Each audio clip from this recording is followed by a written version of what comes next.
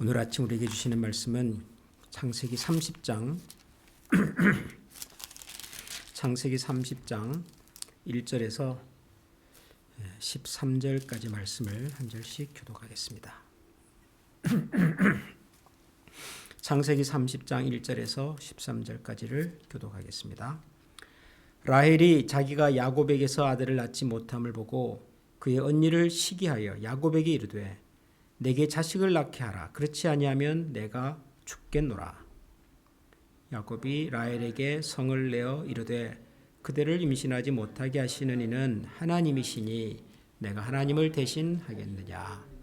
라헬이 이르되 내 여종 빌하에게로 들어가라. 그가 아들을 낳아 내 무릎에 두리니 그러면 나도 그로 말미암아 자식을 얻겠노라 하고 그의 시녀 빌하를 남편에게 아내로 주매 야곱이 그에게로 들어갔더니 빌하가 임신하여 야곱에게 아들을 낳은지라.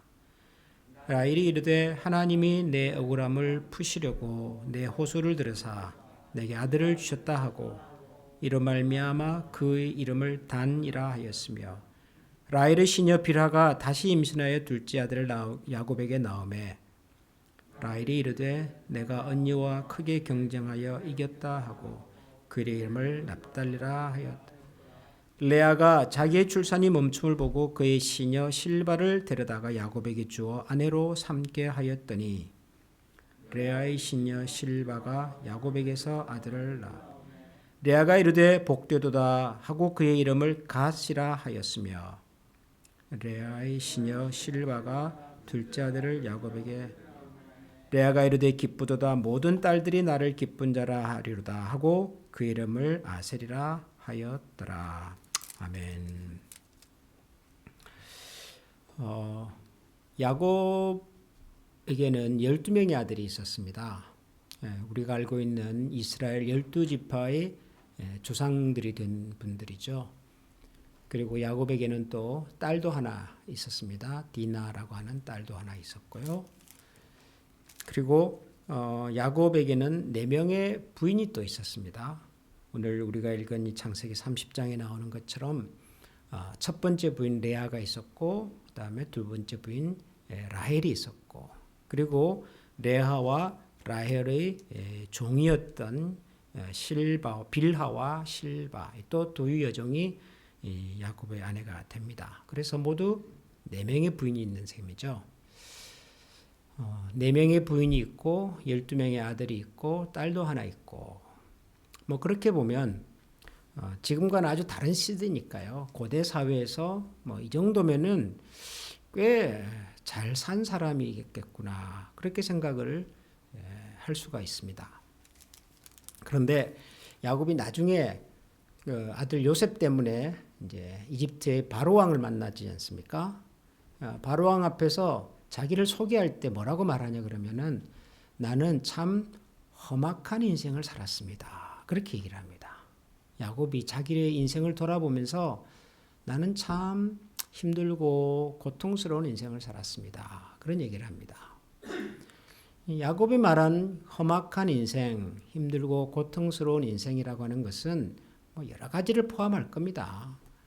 태어나면서부터 형과 다투고 또 아버지를 속이고 외삼촌 라반의 집으로 또 도망을 가고 또 라반 집에서 떠나오고 중간에 또 형 에서를 만나는 두려움 속에서 야복강에서 또 노숙을 하고 하는 여러 가지 과정들이 다 야곱이 생각하는 험악한 인생 속에 들어있겠으나 아마도 그 험악한 인생 중에서 가장 아픈 인생 그것은 가족사였을 거라고 저는 생각을 합니다.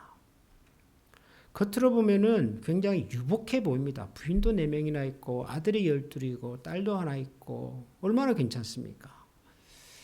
그럼에도 불구하고 이 가족들이 이 가족사가 야곱과 그리고 야곱의 가정에는 큰 아픔이었고 가시였습니다.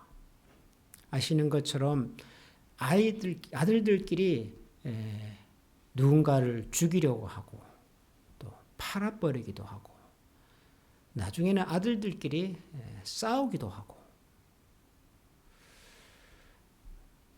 근데 이 모든 일의 그 시작이 어디에서부터 비롯되었을까? 여러분이 야곱이 스스로를 돌아보면서 참 나는 험악한 인생을 살았습니다 말한 그 험악한 인생의 출발이 여러분 어디서부터였을까요?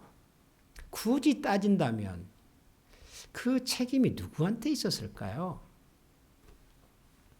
오늘 우리가 읽은 이 창세기 30장에 보면 표면적으로는 이 라헬이라고 하는 부인이 참 좀 센 부인처럼 보여요. 그죠?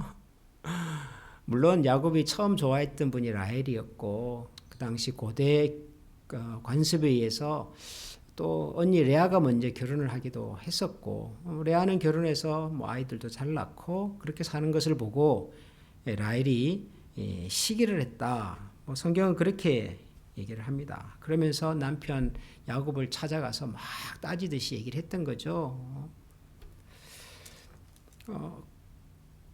그리고 이제 자녀가 없으니까 자기의 종을 보내서 남편 야곱을 통해서 또 자식을 낳게 하고 또 그것을 본 레아도 또 나중에 자기 여종을 또 보내서 또 아들을 낳게 하고 뭐 이런 참 우리 입장에서는 이해가 안 되는 지금의 관점에서 보면 정말 이상한 이런 가정이 이루어지고 있는데 뭐 겉으로 보면은 라헬이라고 하는 이 부인이 좀 욕심도 많고 시기심도 많고 굉장히 좀 세 보이고 남편을 찾아가서 막 성을 내는 거 보면 그것도 옛날 그 시절에 그래 보이는데 저는 그 책임이 오히려 야곱에게 있는 것이 아닐까 저는 그런 생각이 듭니다. 생각해 보면 야곱의 할아버지 누구죠? 아브라함 때도 참 비슷한 일이 있었어요. 그죠? 사라가 자식이 없고 참 그러고 있으니 그냥 여종을 보내가지고 덜컥 아들을 낳게 하지 않습니까? 그러니까 여여인의 입장에서 자식이 없고 그리고 또 지금과는 다른 아주 고대 사회의 문화였으니까요. 뭐 그것을 성경이 권장하지는 않지만 그 당시 관습으로는 어느 정도 허용됐던 일이 아니었을까. 뭐 그 정도 생각은 해볼 수가 있는 일인데 문제는 그런 아내의 제안을 아브라함은 별 생각 없이 받습니다. 분명히 하나님께서 아브라함에게 내 후손을 통해서 내 씨를 통해서 열방을 축복하겠다고 하는 말씀을 주셨어도 아브라함은 부인 사라의 그 얘기를 그냥 듣고 들썩 여종을 통해서 아들을 낳는단 말이죠. 그리고 그렇게 해서 태어난 이삭과 이스마엘은 두고두고 이스라엘 역사에서 아픔이 된단 말이죠. 야곱에 대해 와서도 마찬가지였던 것 같습니다. 야곱은 라헬을 위해서 열심히 일했지만 자기가 원하지 않는 레아하고 결혼을 하고 난 다음부터 또다시 열심히 일을 해서 라헬을 만나서 결혼을 하지요. 뭐 자기가 좋아하는 사람을 만나서 결혼한 것이 무슨 문제이겠습니까마는 그러나 한 여인을 향한 가정을 향한 그 근본 생각 자체가 그렇게 바람직해 보이지는 않아요. 아들이 없다고 찾아와서 내 예정을 통해서라도 아들을 낳아달라는 그런 라헬의 얘기를 듣고 물론 야곱도 화를 냅니다. 아들 못 낳은 게 내 책임이냐? 하나님 허락하지 않는 것을 내가 뭐 어떠란 말이냐? 뭐 그렇게 보면은 야곱이 뭐 할 일을 했다고 생각이 들지만은 라헬이 자기 여종을 보내면 또 그 여종을 통해서 아들을 낳는단 말이죠. 마정에 레아도 마찬가지로.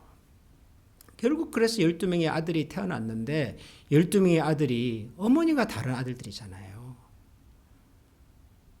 고대 사회에서는 아버지 역할보다도 어머니 역할이 훨씬 중요했습니다. 우리는 고대 사회에서 뭐 가부장 그래가지고 뭐 남자가 모든 것을 결정하고 뭐 그러다고 생각을 하지만 의외로 고대 사회에서는요 어머니 역할이 훨씬 중요했습니다. 왜냐하면 옛날에는 전쟁이 많았잖아요. 고대 사회는 부족과 부족 간의 전쟁도 많았고 뭐 그러다 보면은 전쟁터에서 나가서 죽는 사람은 대개 남자들이지 여자가 아니에요. 그러니까 남자들은 결혼해서 가정을 이루다가도 어느 날 전쟁에 한번 나갔다면은 아버지가 사라져 버리죠.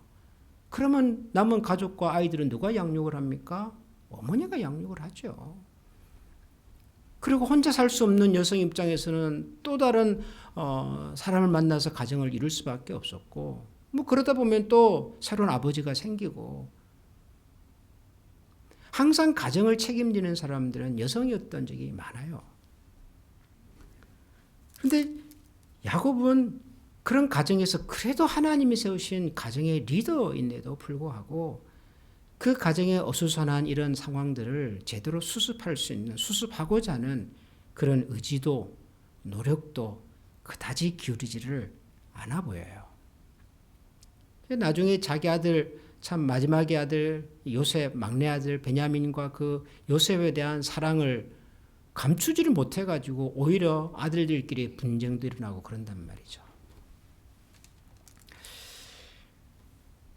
이 복잡한 야곱의 가정사를 보면서 하나님께서 그 가정의 아버지로 혹은 어머니로 세우셨을 때 그 역할이 얼마나 소중하고 중요한가 하는 것을 다시 한번 생각해 보게 됩니다.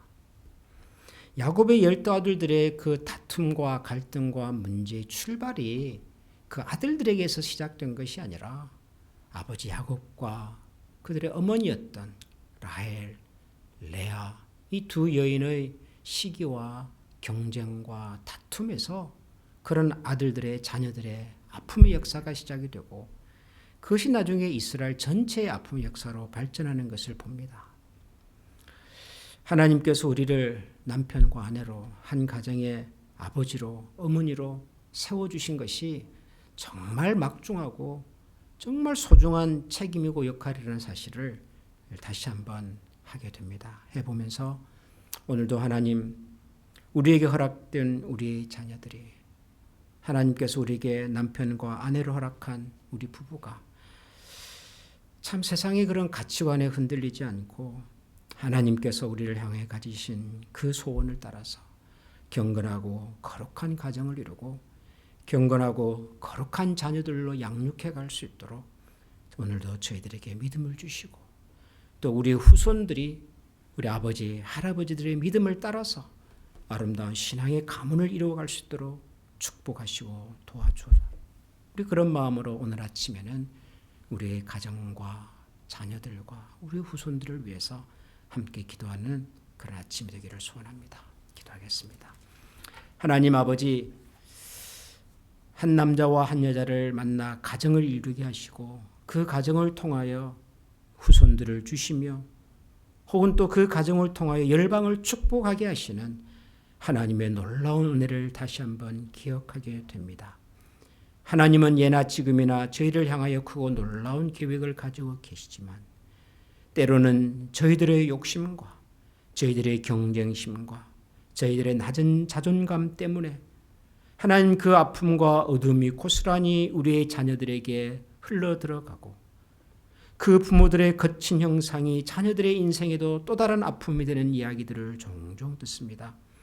하나님 아버지, 혹시라도 우리의 연약함과 부족함 때문에 우리가 사랑하는 남편과 아내의 마음에 아픔이 생기지 않도록 도우시고, 하나님께서 우리 가정에 축복으로 주신 자녀들의 삶 속에 그 어떤 아픔과 어둠이 나타나지 않도록 도와주시기를 원합니다.